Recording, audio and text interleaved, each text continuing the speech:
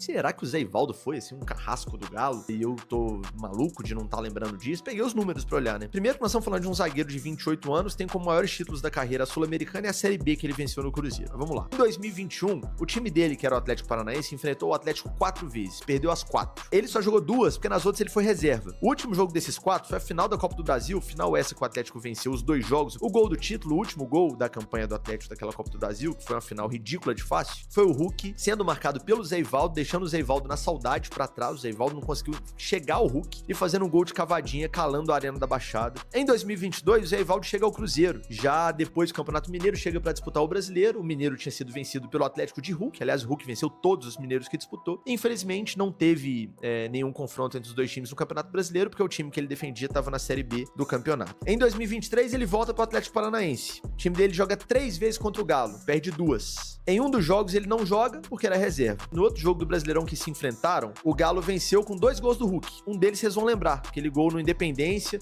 que o Zé Ivaldo tenta uma finalização nada a ver lá no ataque do Atlético Paranaense, o Galo bloqueia a bola, o Hulk fica mano a mano com o Thiago Heleno, dribla o Thiago Heleno, o Zé Ivaldo volta tentando recuperar, o Hulk sustenta os 2 zagueiros e faz um golaço no canto. Em 2024, o Cruzeiro ganha um jogo de primeira fase de Mineiro na Arena MRV, só que na final desse mesmo campeonato, o Atlético vence, inclusive no Mineirão, o Hulk faz gol nos 2 jogos e é campeão mineiro de novo em cima do Zé Ivaldo. No Brasileiro, jogaram mais 2 vezes. O Atlético venceu um jogo por 3-0 e esse jogo, infelizmente, o Zé Ivaldo só entrou no segundo tempo, porque era reserva, e o segundo turno ficou 0-0, esse jogo o Hulk não jogou. Então, cara, assim, se você pega um jogador com uma trajetória fraquíssima, como é o caso do Zé Ivaldo, e vê um cara desse tentando provocar ou tentando zoar um adversário como o Atlético e como o Hulk, é digno de pena, assim. Estamos falando de um jogador que quando terminar a carreira, ele vai ter lá pra mostrar, né, com orgulho, olha só esse jogo aqui da 4ª rodada do Brasileiro, tirei onda, fiz um gol no Atlético, zoei o Hulk.